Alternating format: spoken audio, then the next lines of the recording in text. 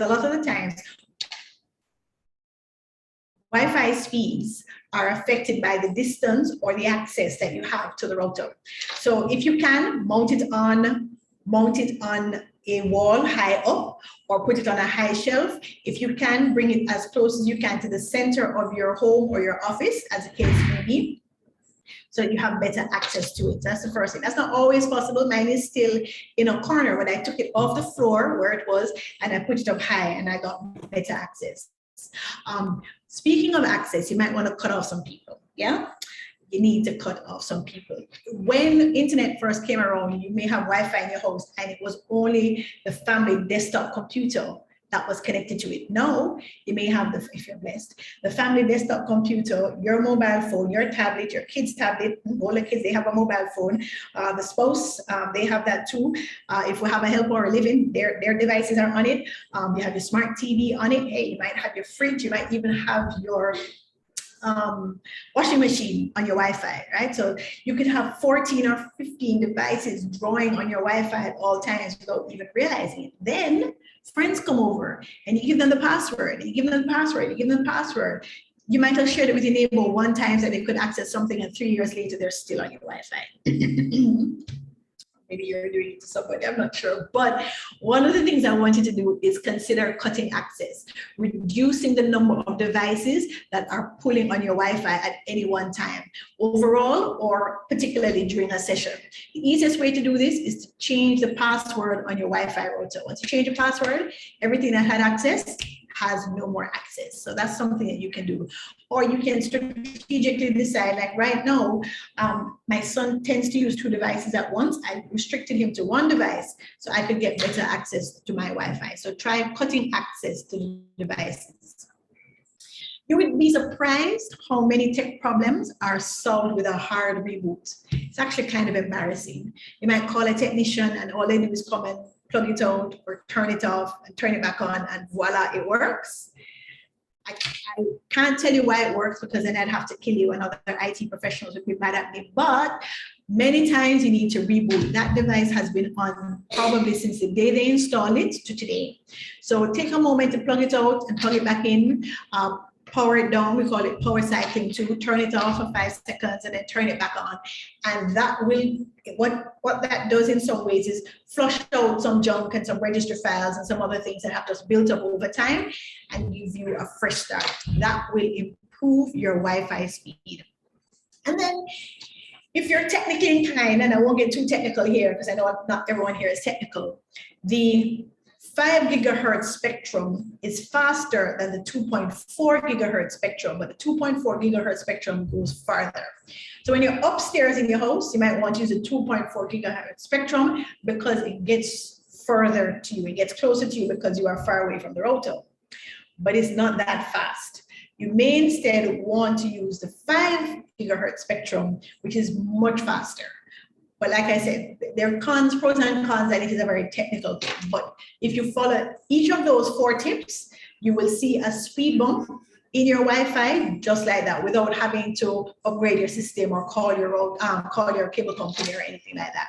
So those are my 4 tips for you where that is concerned. I hope that helps. Totally appreciated that. Thanks. Great. I hope it wasn't too technical. You're going to go home and try it? I definitely will. Definitely will. Thanks. Let me know. We have 2 questions in the chat, Carlette. One is from Taylor. Oh, you do. Go ahead. It says, how does the do not disturb feature work? Yes. Thank you so much, Kayla, for your question. So the do not disturb feature, let me talk about it for us first and foremost. If you ever wanted to have a private secretary to screen your calls, to only give you the notifications that were most important, to make sure that you stay on point to what it is that you need to do with your mobile device, do not disturb is this feature. I keep telling people all the time. People say to me, you don't turn off your phone? Never. I never turn off my phone. My phone is on at all times. But if I need to focus on something or I need to rest, when I turn on that do not disturb feature, it will prevent the 51 parents on this call, on the Zoom call, from being able to call me. It will filter out your calls and it will even give you a message to say, hi, I'm busy right now, I'll call you later, without me having to do anything. But let us say one of you wonderful now 52 parents on this call are calling to tell me that there's something seriously wrong and I need to know about it right now. And you call back twice within a minute. Do Not Disturb knows that that's an urgent call and it puts it through urgently. Let's me get that call. Let us say that you are my father and you're trying to call me and I have Do Not Disturb on. Do Not Disturb knows that even though I don't want to be disturbed, when my father calls, I need to be able to get that call. Calls aside, it also says, oh, you're getting Twitter notifications. No. You're focused on schoolwork right now. No Twitter notifications. But wait a minute, you do need a Gleaner notification, shameless plug, because you need to know what's happening in Jamaica and things that may be relevant to you right now. Do Not Disturb will also lock out apps for a period of time. So you can put on the Do Not Disturb feature on your Android or iOS phone, right? And what it does is when you try to exit, let's say you're in Zoom, you try to exit Zoom and go into your Among Us app, it says, I'm sorry, this is locked right now. And between the screen time and the Do Not Disturb, you would need a parent to release it, or if it's your device, you would need to put in a passcode. And you putting in that passcode is like you admitting defeat that you did the wrong thing, right? Do Not Disturb is free, it's available on every device. You can customize it and tweak it in so many ways. You can make it schedule itself so it turns on 8 o'clock when the class starts and turns off at 2 o'clock when the class ends, or maybe you want to schedule it to turn on overnight or maybe several times in a day. It can work when you're driving, it can work when you're working out, you can tweak it so many ways that it's like a personal assistant to kind of nudge you in the right direction or to keep people from distracting you. So check it out, Kayla, and let me know how it works for you. I hope that answers your question. You can drop me in the chat and let me know if you have another one.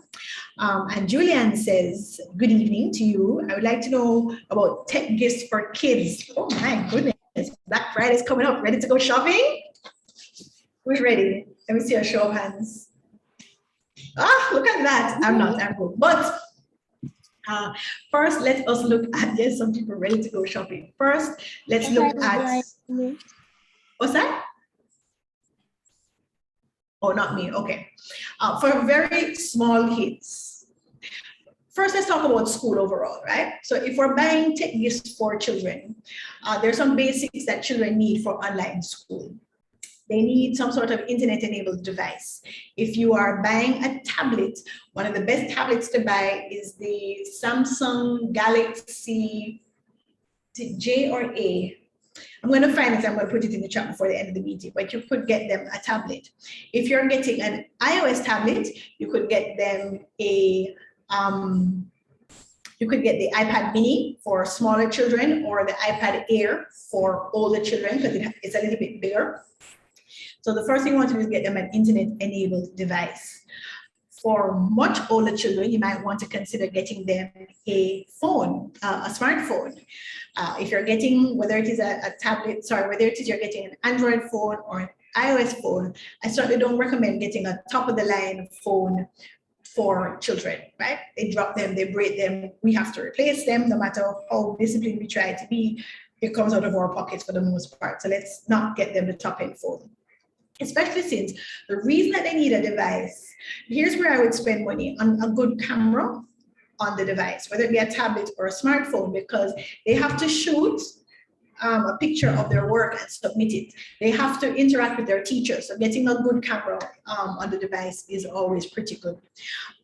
For older children, I absolutely recommend a laptop computer as opposed to a tablet because the functionality is just completely different. And the sheer volume of time that older children have to spend on a device, the laptop is better.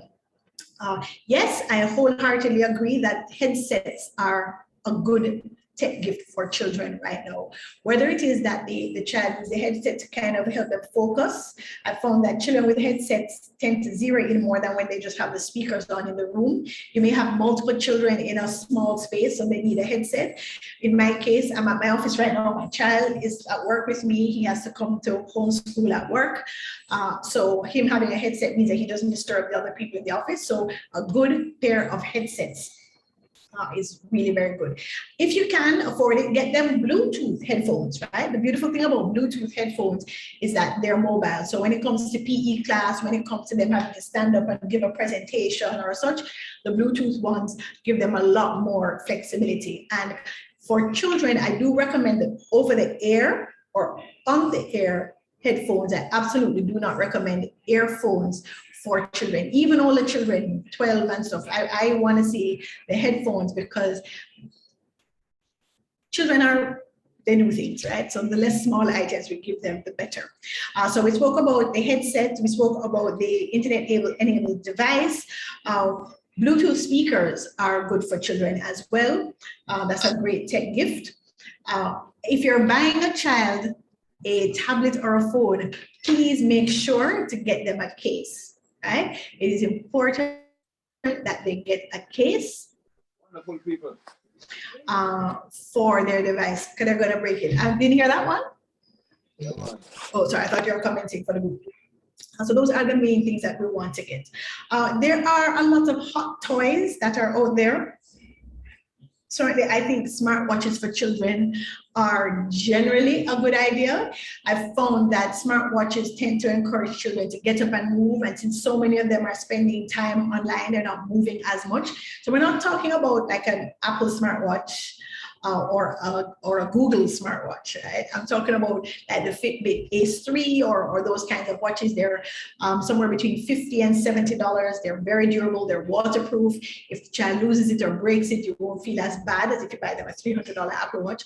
Also, as much as I'm a techie and I love tech, and I'm wearing one too, I do have a concern about the signals that these kind of smartwatches are pushing into our children's bodies, right? So Bluetooth is one thing, but this one, these Apple ones and the Google ones, they're pushing other signals than Bluetooth. They're pushing Wi-Fi and they're pushing radio waves and they're pushing all sorts of other things. So I don't recommend those for children as well. So internet-enabled device, headphones, smartwatch. Those are my top 3 Black Friday recommendations so far.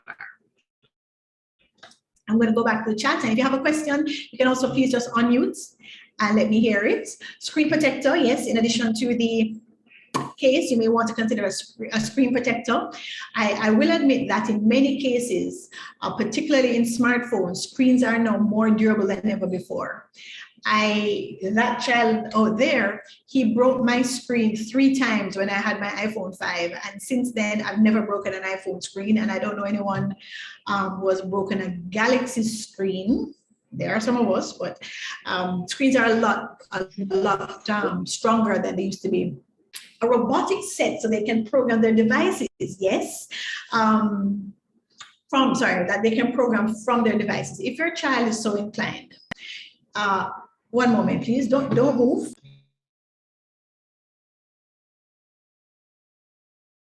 I'm going to show you a toy that I really like. If they're mechanically inclined, definitely you can get a robotic set. Thank you. You're so good. Did you? Oh, I had it on blurred view, so I didn't get to see the child.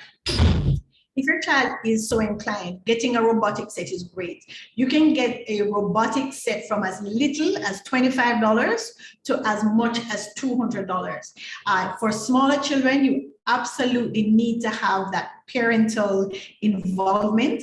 He and I built a robot. I'll try and find a picture and share it later on. That was really great, and then we got another robot that was at the higher end and I couldn't fix it. Or you have tactical games like Gravity Maze, and there's a circuitry maze. I really like this group right here in terms of blur screen. I need to take off the blur screen. That they are techie, right? Because they are smart and they do interface with an app, but they're also tactile. So they're not always zooming in on a screen. So that is something that we should consider as well. In fact, I'll put together, and I'm giving myself homework, I'll put together an Amazon wish list of tech toys that I recommend. Kanisha says, My son has a Fitbit and he says checking his heart rate, etc. And he's checking his heart rate after running around. That's excellent. That particular Fitbit is a high-end Fitbit. Some of the lesser ones don't do heart rate monitoring, they just do steps, but that's great. And what it does is foster in our children from early attention to their health, that they need to pay attention to their health and not just take it for granted. Personally, I do recommend Fitbits as my preferred smartwatch provider. I've had a Fitbit myself. I'm no Apple, but my Fitbit was great. He has a Fitbit. I recommend it highly. Yes, it's a really great one too. STEM, yes. There are a number of STEM toys available, and let me put in an unwarranted, as in a plug, I hope she's still doing it. Brittany Williams from Spark has this thing called Spark boxes, and she's not the only one. I know there's another young lady that's doing great work. So what these boxes are, you subscribe to the service and you get a big brown box that has all sorts of activities, STEM activities or STEAM activities in the box. Every month you get a new box with new activities for your child. And these activities are designed specifically to help with the wellness and mental development of your child. So Spark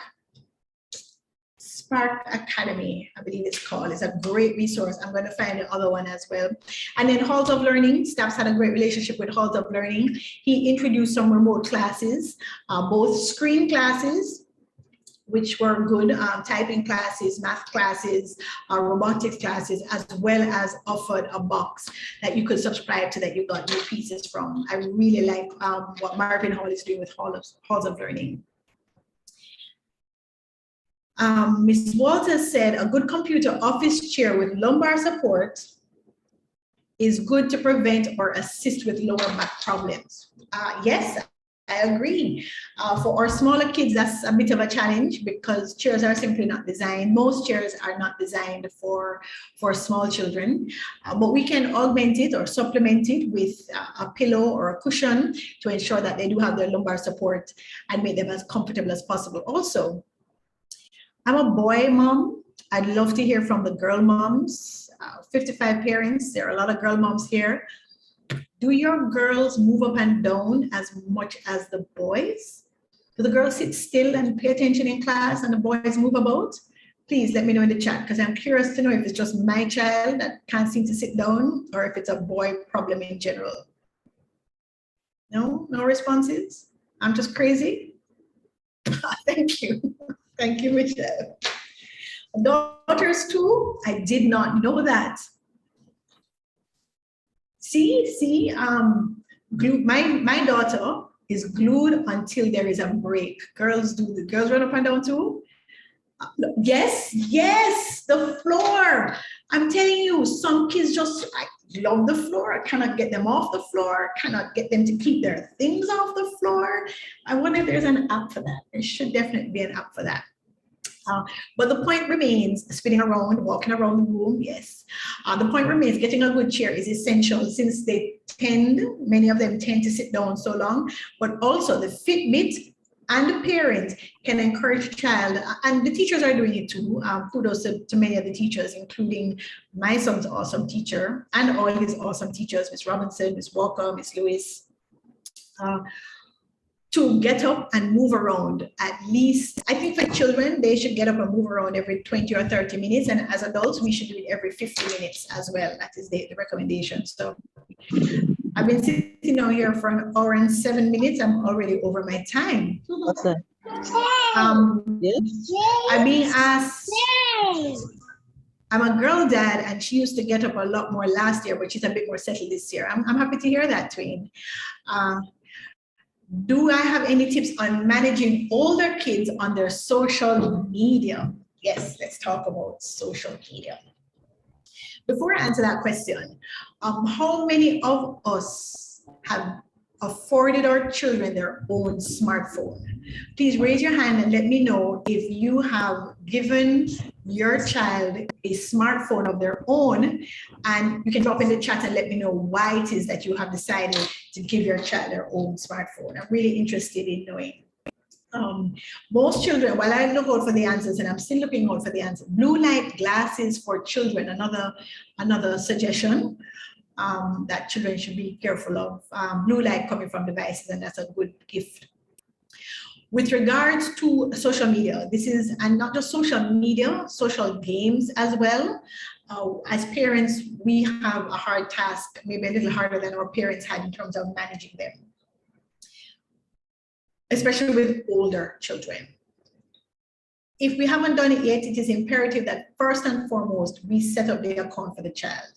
If we've given our child a device, it shouldn't be like, here you go, buddy, you go set this up because I know you know more than me. No. We should always set up the device for the child. That way we can put on those parent controls. We should seek to limit for children 13 and under, even some 13 and over, but for prep school, the exposure to social media. Here is where I do recommend that children not be allowed to set up a social media account, no Twitter, no Instagram. And me personally, do not think that any child should be on TikTok at all, but limit their access to those apps. However, technology is neither good nor bad. Technology is just a facilitator. So my child does have access to Twitter and Instagram and all of that, but only through me. I have to show them and say, here it is. That means that I've gone in and I've locked out those websites, because for TikTok, you don't need an account. You can just go on the website. For Instagram, you do need an account, so that's helpful if they don't have an account. Maybe they use a friend's account to log in. For Twitter, you need an account. You don't need an account to see a Twitter feed. But this is where you're going to use the tools on the device, whether it be a laptop or a phone, to lock out those websites, to lock out those apps, to make sure that they don't have access, at least on their devices, right? So they can't download the app on their smartphone, they can't access the website on their laptop or desktop computer.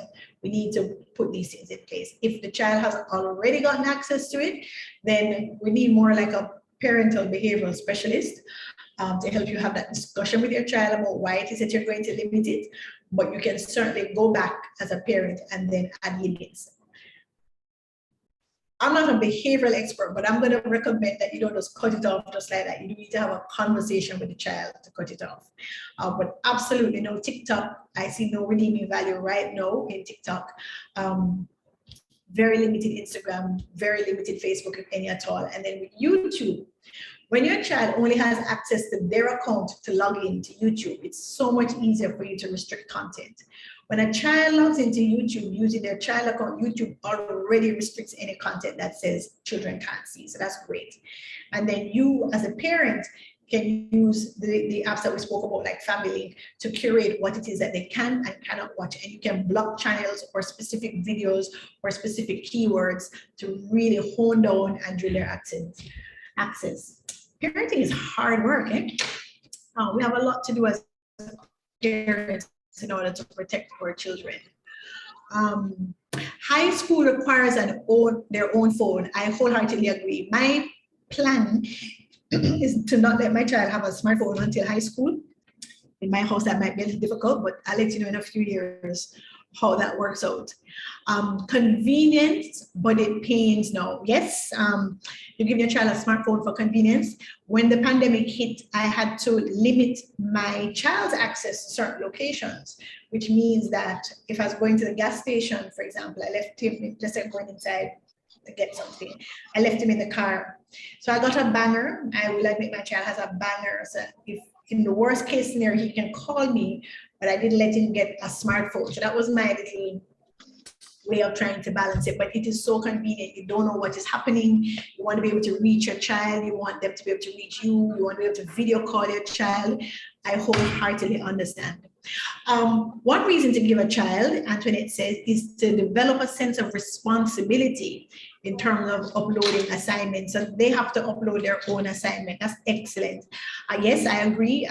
He has complete and utter control, except for what I restrict, of his tablet, and he's required to upload his own assignments. Miss Mary, I'm so sorry that sometimes they're late. He's not perfect. I see a lot of agrees and agrees and agreed. So does anyone here have a child who has a TikTok account? Maybe I shouldn't ask it in this platform because then everyone will see your name. Never mind, don't answer that. Let's hope that we don't have. I see a raised hand. Is that a raised hand saying that I'd asked a few questions like daughters running up and down, or is that a raised hand because you have a question? Thank you, Miss Mary. I appreciate that very, very much. We are at 6:14. I don't know if you have any other questions. While you may have a few questions, let me just add this last bit. I had the opportunity to go to a number of parenting seminars last year, and I was educated to the fact that there are a number of children that are struggling and continue to struggle. As parents, I found this out, that we need to look for change in behavior in our children.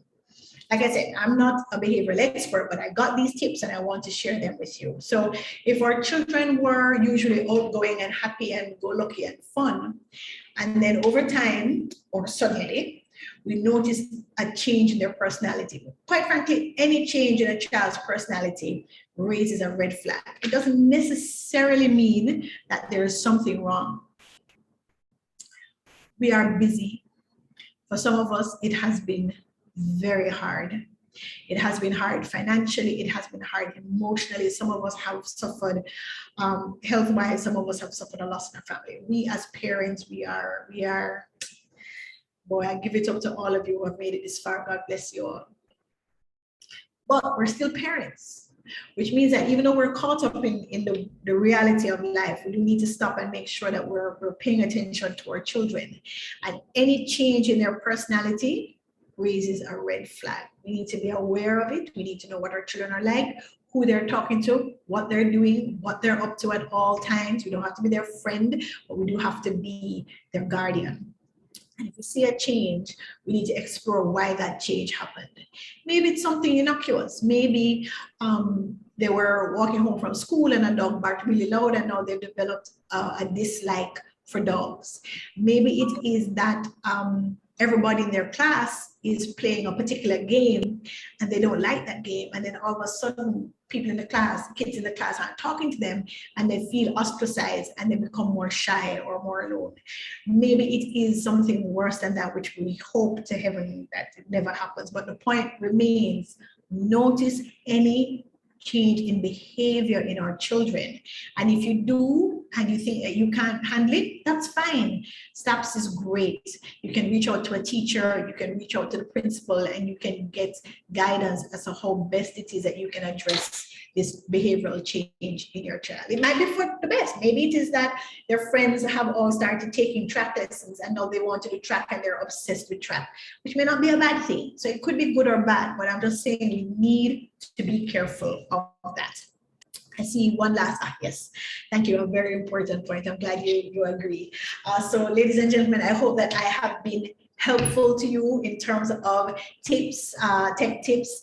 I do post tech tips on my website, so feel free. If you have a question, as best as I can answer, you can reach out to me. I will do my very best to answer. And I'll put in 2 more shameless plugs. You know, you said I work at the Deleon, the children's zone is back. It is not a physical children's own, it's an online children's own. I used to love getting children's own when my son brought it home. But now as parents, we can subscribe and we can get it. And if you're so inclined, feel free to listen to the show on Radio Jamaica at 8:15 on Wednesday mornings. Thank you so much. Thank you, Carl. That was absolutely amazing, refreshing, very useful. I know we all learned a lot. And there in this age of virtual, you can see ahead in the background for me. But thank you so much for that, Carlette. The questions were great as well. And the advice is so rich. those of us who were not on board with things like Family Link and such, we can start to look at those things now. And the social media is a huge thing for me because I do have older children. And while they're not on, there is this great need, and they feel as if they're left out, and they think all their friends are on social media. But the beauty about a little technology house is that you can crack out the ring light, because when the darkness flooded in, it was wonderful. So thank you so much, Carlette. That was really awesome. We do have the recording in part of this session, so we will be able to share that. And I want to put in a plug as well for the other sessions. Join us every Friday. Don't forget, STAPS is going to send out the reminders so that we know. And we just want everyone to join on. There is a little something for everybody. So please, it's really a rich list of activities. So we don't want to keep you for too long, but we do want to end with a great vote of thanks. We're going to ask Mikhail, Mrs. Stone, we all know her as, to come and to deliver the vote of thanks, and then we can wrap things up and connect again next week. Mikhail? Thank you. Good evening, everyone. It is so good to see so many of us out this afternoon, and we just want to say a big thank you to Carlette Deleon for a wonderful presentation. I remember years ago we actually put on screen time on our children's devices, and at one point I was wondering if we were control freaks, but now I realize that, look here, and never be too cautious. There are so many things happening out there in the world that, it takes a good look. You need to be looking and to be aware of what is happening around us. Screen time has been a lifesaver for us. It limits YouTube. They have to ask, so you'll get a ping on your phone if your child is trying to access YouTube or any app that you would not want them to access during class time or any time. And they think you can see them. So when they ask for permission to go on YouTube, you can send back a message and say, go do 10 minutes of a chore in the house, and they're scrambling around because they think we can see them. And so this has been a lifesaver for me. So after that 10 minutes of working, then you can grant access or you can say other things to them. So it's almost like a messaging service as well. I'm glad to see that I was not crazy in adding those features, onto my children's devices. But it has been a wonderful hour and almost a half. It was very informative. I hope you all learned something. You were reinforced in some of the things that you knew or that you read or found out about. And that I am hoping that we will see you again next week when we are here again in this space. Please remember that our final event with the Men Talk is actually on the Thursday, November 25th. So thank you again, Carlette. Thank you, parents, for joining us. Thank you, staff, for coming out and supporting Technology Tips. Have a good evening, everyone.